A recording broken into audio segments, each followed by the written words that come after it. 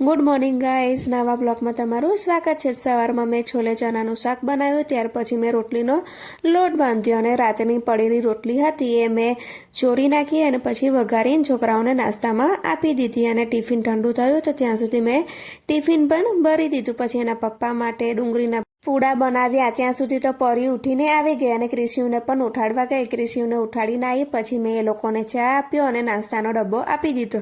તો એને નાસ્તાના ડબ્બામાંથી આલુ સેવ કાઢી, પછી થોડી આલુ સેવ ખાધી અને પછી પાછી મૂકી દીધી। ત્યાં સુધી એને મઠરી કાઢી, તો એને મઠરી બહુ ભાવે છે તો એને મઠરી પણ ખાધી અને ક્રિશિવે બિસ્કિટ ખાધા ને આલુ સેવ ખાધી ને થોડો સમય થયો ત્યાર પછી બંનેવે નાહી ધોઈ લીધું એટલે આજે તેલ નાખવાનું હતું તો મેં તેલની માલિશ કરી માથામાં બંને જણને અને માથું ઓરીને તૈયાર કર્યા। સૌથી પહેલાં ક્રિશિવ બેઠો હતો તો ક્રિશિવને મેં કહ્યું તું કેમેરા સામું જો કે તારા માથામાં તેલ બરાબર માલિશ થાય છે કે નહીં, તો એને કીધું ના મમ્મી બરાબર છે। ત્યાર પછી મેં પરીના માથામાં પણ તેલ નાખી અને થોડી મસાજ કરી આપી।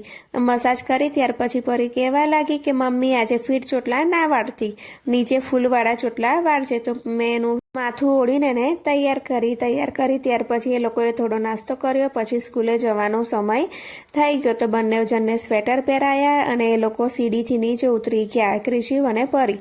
ત્યાર પછી મેં ઘરને દરવાજાને લોક માર્યો અને લોક મારીને હું પણ નીચે ઉતરી ગઈ અને સ્કૂલનો સમય થતાં મેં સૌથી પહેલાં પરીને સ્કૂલે મૂકી ત્યાર પછી મારે થોડા ફ્રૂટ લેવા હતા તો હું પછી બજારમાં ફ્રૂટ લેવા ગઈ। ફ્રૂટ લઈને પછી ક્રિશિવના સ્કૂલનો પણ સમય થઈ ગયો તો હું ક્રિશિવને સ્કૂલે મૂકવા ગઈ।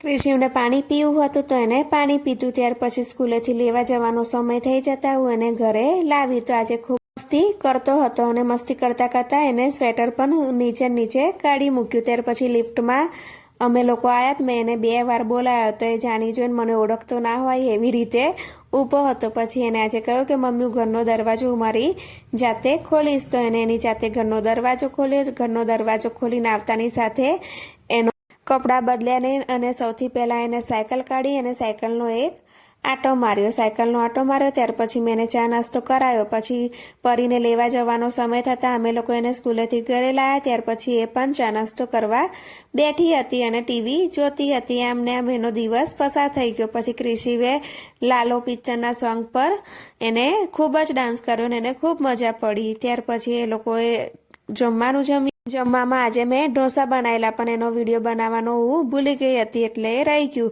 અને પછી થોડી સમય થતાં પરી, એની બેનપણી અને ક્રિશિવ 3 જણ કાલવારી ગેમ ફરી રમતા હતા। એ લોકોને કાલવારી ગેમ રમવાની ખૂબ જ મજા પડી એટલે આજે પણ એ લોકો સ્ટ્રો લઈને આવ્યા અને મારી જો કાગળના બોલ બનાવડાયા અને ક્રિશિવ એ લોકોને ખૂબ જ પરેશાન કરતો હતો।